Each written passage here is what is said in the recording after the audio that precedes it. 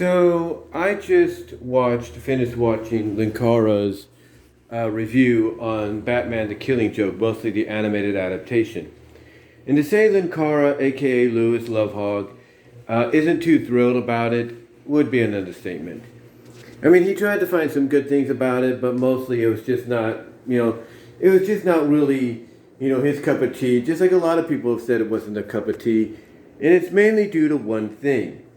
Not the fact that they changed some things, in the main, crux of the story, the main heart of the story. No. It's the fact of what they added. And what they added, of course, was Batgirl's involvement more so than what it was in the original version.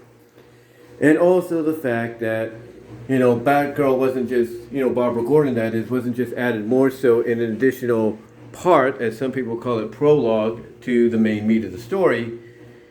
But also the fact that, it involved her basically being portrayed as someone that was just in it for the thrills, the excitement, someone that was getting off on, all this, all this craziness, all this adventurousness and thrills and stuff, like I mentioned, to the point that basically we get the infamous scene that was added in. And that was, of course, the sex scene between Batman Bruce and Batgirl Barbara. Even though we didn't see anything, it was pretty much implied before they would show anything that it happened. And in fact, they even indicated that it did in the script. Now, the reason I bring this all up is, Linkara read off some quotes from the various people involved about not just the inclusion of a additional 30-minute prologue to expand more on Barbara's involvement with the story, but also the sex scene in general. And to say, like I said, Linkara, aka Lewis, wasn't too thrilled with that is an understatement, because he wasn't. He really wasn't. But that does bring up one major question. And that question is, when you do an animated adaptation or even a live action adaptation of a very famous, well-renowned comic book story or graphic novel story, are prologues necessary? In other words, are, added additions to the story that were not there originally, are they necessary? And that is a good question, because a lot of people felt that, had they not added the Barbara Gordon stuff, that, the movie would have just been fine. Even if it clocked in at 46 minutes, 60 minutes, it would have been fine. But again, they added Barbara Gordon more so than ever to expand on her story, and it just really, as some people put it, screwed things up. But like I said, when you look at the story in general, and you look at the fact that a lot of people were questioning, the addition of, this prologue, of this 30 minutes of, add-on for a story that didn't need it. Again, it makes you wonder, when you ever do an adaptation of any kind, do you really necessarily need to add an additional, 30 minutes, 25 minutes, 15 minutes to the story to expand on it, or at least expand on a character's involvement in some way or shape or form? And honestly, when it comes to adding anything on there, if you're going to add something, it's got to make sense. It's got to tie in specifically to what the story is about. It shouldn't just be something that you throw in there because you want to expand on a character's background when it comes to their involvement in the story. It's got to make sense as to why, they're being added, in this case. It's got to make sense as to, why the addition will tie in correctly, if not justifiably, with the original material that you're adapting. That's what it's got to do. If you're going to do it, make sure it, ties in, somewhat justifiably to the original content that you're adapting, for a movie or a special, whatever the case may be. And here's the thing. Barbara's involvement, a lot of people have said, or the Barbara prologue, I should say, the Batgirl prologue, as a lot of people have pointed out, did not make any sense. It's like, why add that to the story if it just really doesn't, it doesn't really, going to pay off in the long run. It's like, why add it in there if it's not going to pay off in the long run? Because as Linkara pointed out, after, the prologue and everything and all that, and even after a few scenes here and there, after the moment that occurred with Barbara, the moment where she gets shot and everything, as depicted in the book, basically she's not a factor anymore. Basically what he was saying is the prologue, added nothing to the story. It wasn't needed if basically for the duration of the rest of the adaptation, she wasn't going to be involved. She wasn't going to be, seen whatsoever. So having a prologue with her in there just didn't make sense. And I could get where he's coming from. I really can. Because when you think about it, as I said, if you're going to add a character, to the story in some shape, form, or fashion, even if it's an all-new original addition to help expand the story, you have to make sure that that new addition, even if it's original or somewhat based on a previous story that connects to the story you're adapting, you need to make sure, as I said, that it works correctly, that it fits in correctly, so that it justifies its addition to the story. But that didn't happen in the eyes of a lot of folks. And because of that, the Killing Joke, the potential of the animated adaptation of this famous story fell to the wayside. It just didn't work well. Now, some will come out and say that they liked it. They liked the new edition of Batgirl's, story being expanded. And that's fine. That's their opinion. In fact, a lot of people have come out and said that, when the movie came out, and still say it to this day. They still stand by it. But the thing is, the overall consensus is that it wasn't needed.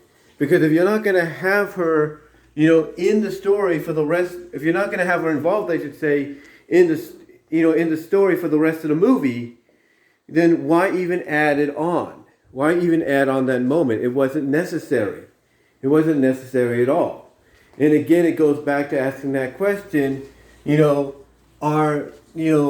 basically are add-ons, basically original add-ons, to movies, to adaptations, if you will, needed to expand the story, to movie adaptations, live action or animated, needed to expand the story. And again, like I said, if it's done correctly, then yes. If it's done in a way that justifies the addition, yes. But in this case, depending on how you view it, not really. Not really. I mean, I'll give it to you like this. Let's say basically, as I check something there, let's say basically, somebody, let's say Wildbrain, for example, the people behind Sonic Prime. Let's say they went to Paramount and said, hey, we want to do a direct-to-video animated movie adaptation of the Endgame saga. From issue 47 to 50. And basically Paramount's like, okay, cool, let's see what Sega says. And then Sega says, all right, cool, let's do it. So let's say they do that. And of course they got to go to Ken, see if it's okay with him because he wrote the story, but overall I'm sure he'd be fine with it. But let's say they all ended up on the same page saying, hey, that's cool and everything. But then they saw the runtime. They saw the runtime of how long the movie was going to be based on this 4-issue miniseries. And then after seeing how long the movie will be, taking some of the best parts or the most notable parts and everything of the series and putting it in there, let's say, for example, one of the people spoke up and said, you know what? the movie so far is great and everything, but it's running short on time to where it really wouldn't qualify as a movie. And then let's say somebody asked them, well, what do you mean? And again, they would point out everything that they put in there that they feel is the most noteworthy, but then they would say it's kind of running short. We need to do something. So they say, well, what can we do? And then someone says, well, what if we add a prelude, or a prologue, if you will? And they would ask, well, what kind of prologue would you talk about? And they could point to issue 46, for an example, saying, well, issue 46 kind of serves as a prologue to the miniseries itself. And by pointing that out and saying, hey, we could use elements from that to help expand the story and make it into a full-length feature, even if it's direct-to-video, and everybody greenlit on it and said, yeah, let's do it. Let's use the material out of that to expand the story more. Then guess what?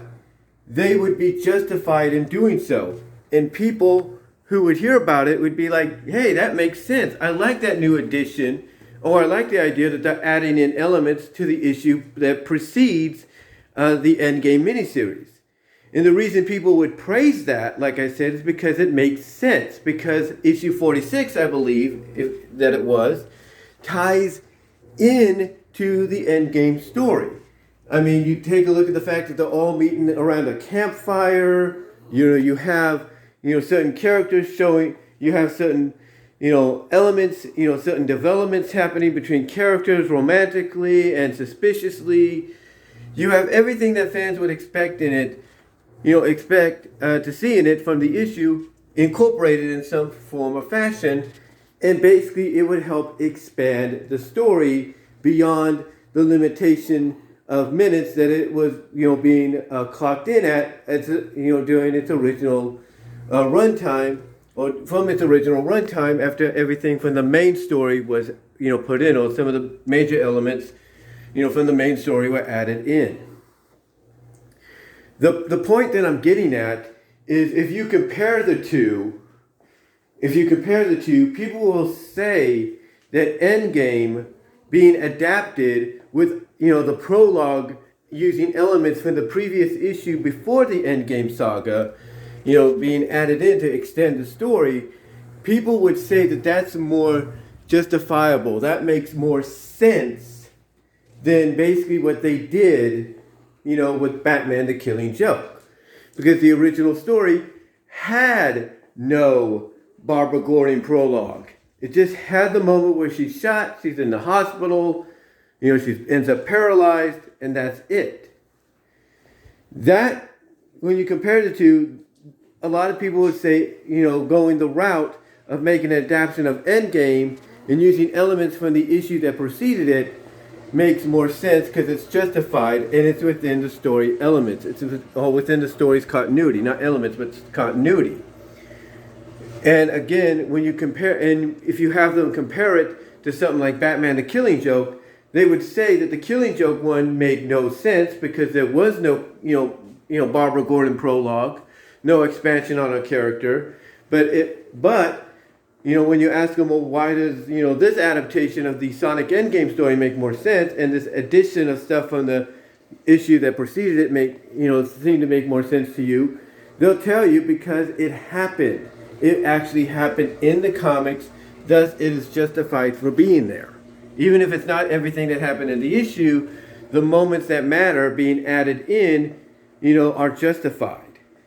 I know it sounded like I rambled a little bit there, or kind of didn't make any sense, but the point that I'm getting at is basically what Linkara and others are pointing out is, by adding on the Barbara Gordon storyline, it basically took the potentially great adaptation, or could have been a potentially good adaptation, and dropped it in a big way into the garbage disposal, if you will, and shredded it up. Because it didn't make sense. I mean, Linkara even brought up the fact that, hey, if you wanted to add it in there, that's fine. You want to have Barbara get shot, just like in the comic, that's fine.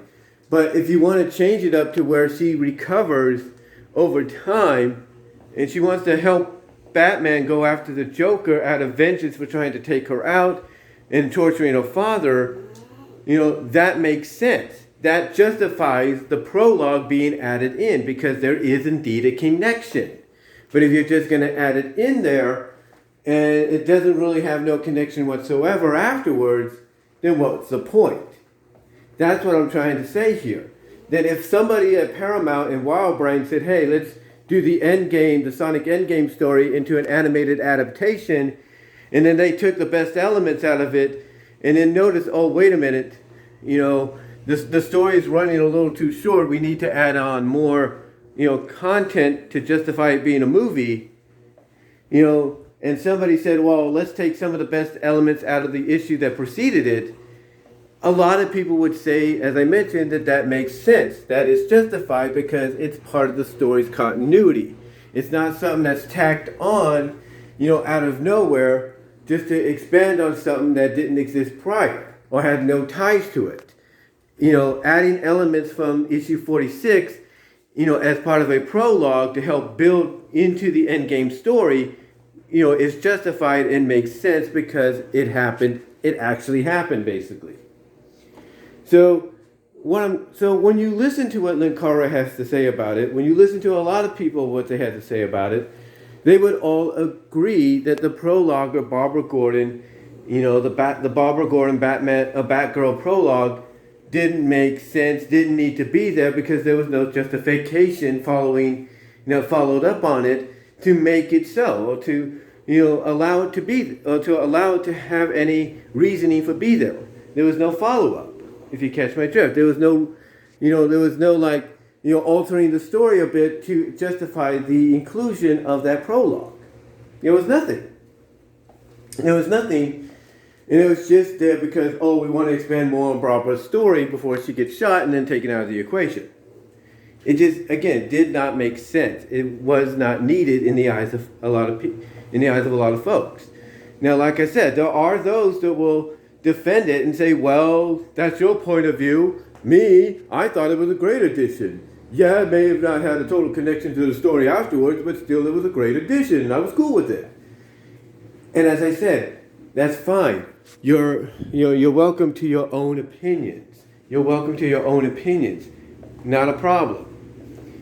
But again, when you compare the two stories that I've mentioned, if they wanted to do an animated adaptation of Sonic's Endgame, and they said, okay, we got the best elements or some of the best moments we need, along with the story itself, ready to go, but, wait a minute, we're short on time as far as movie time goes.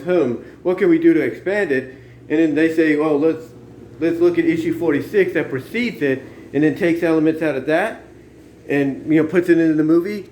That warrants justification of being there because it actually happened. It actually happened.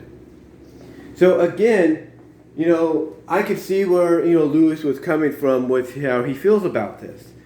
And along with anybody else that feels the same way. The prologue was not really needed. It was only put there due to the fact that they felt that, hey, we needed to expand more on Batgirl.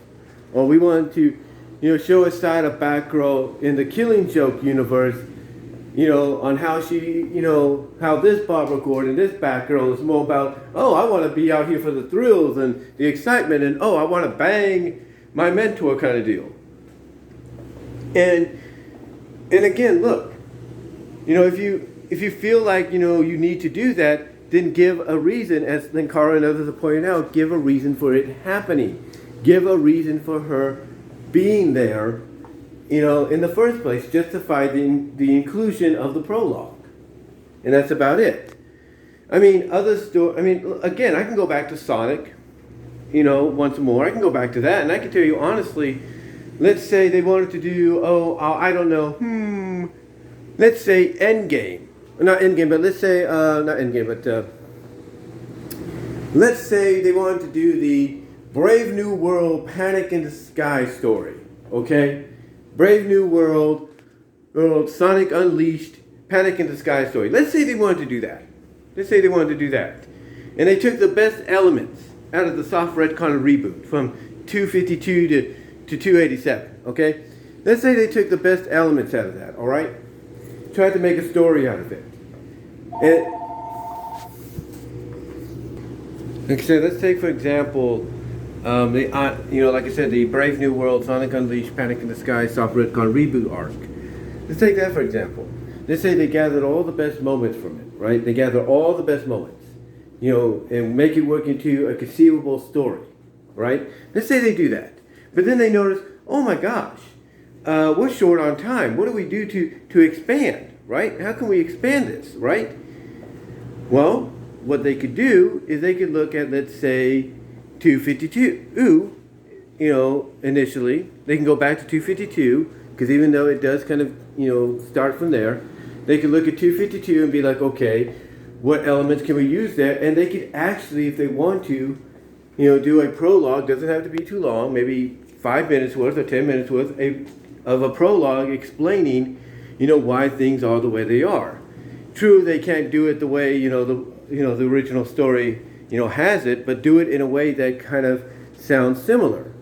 Explain that there was a big battle that took place, and Eggman tried to warp reality, and just try to explain it in a way that sounds similar, but to the original story, which was the crossover and everything, but also done in a way that said mainly focuses on Sonic being involved in the situation straight up.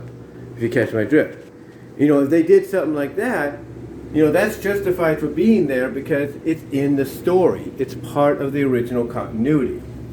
You see what I'm saying? They wanted to add that in, even if they had to alter it to remove the Mega Man parts and everything, or the Mega Man involvement, it would make sense and be justified as being, at being there. Because it was originally part of the story in the first place, even if it has to be altered. The thing that people are getting at is that all Warner Brothers had to do, all Bruce, Tim, and all of them involved had to do was, if they wanted to do the prologue, that's fine, but give it a justifiable reason for being there. In other words, if you're going to do, Barbara being shot and everything, just like in the original book, that's fine. But because this is a standalone film adaptation, if you want to change it up a little bit, go ahead.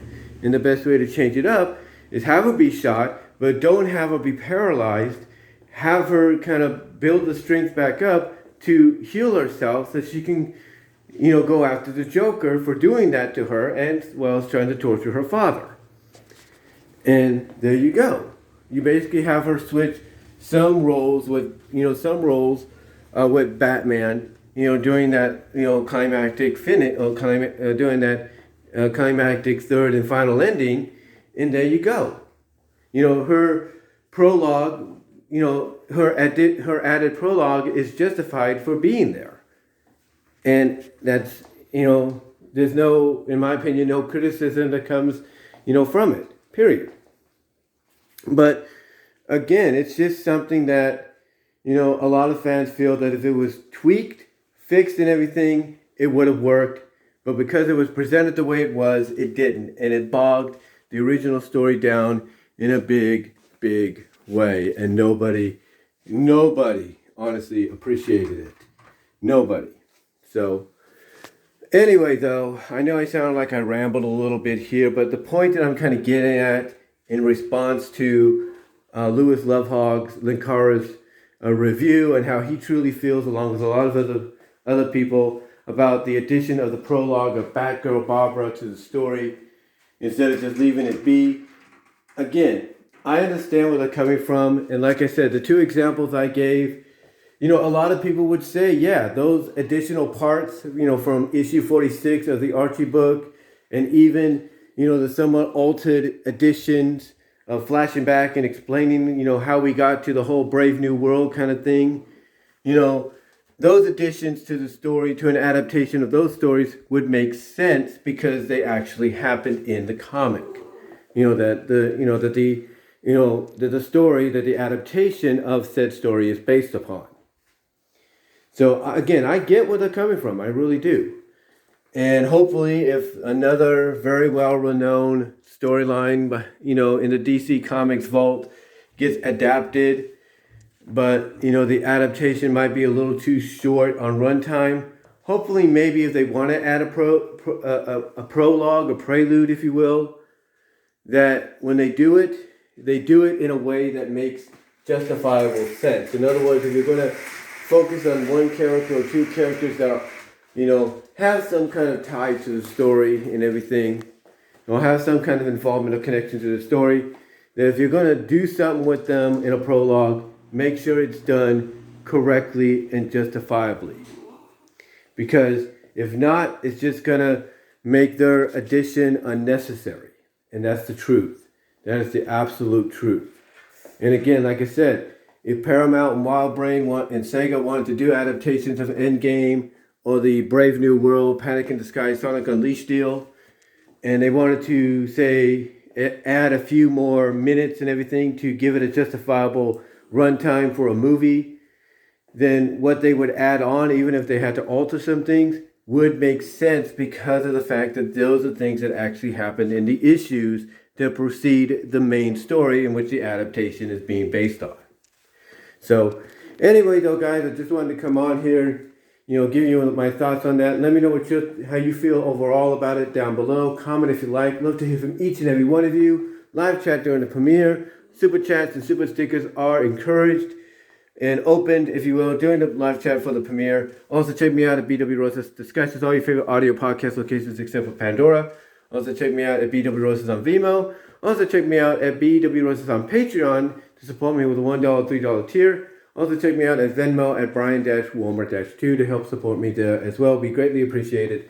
Again, I do apologize if I sound like I rambled a little bit and everything, but the point I wanted to get is I know and understand where guys like Lewis Lovehog, Linkara are coming from, and that when you think about it, if you're going to add on something, make sure whatever the addition is justified, even if it's an original addition, or if you're going to add anything on to help extend the story, make sure it's justified by maybe taking something from an issue that preceded it, that has a connection to it, to work and does work into the story to justify it being there.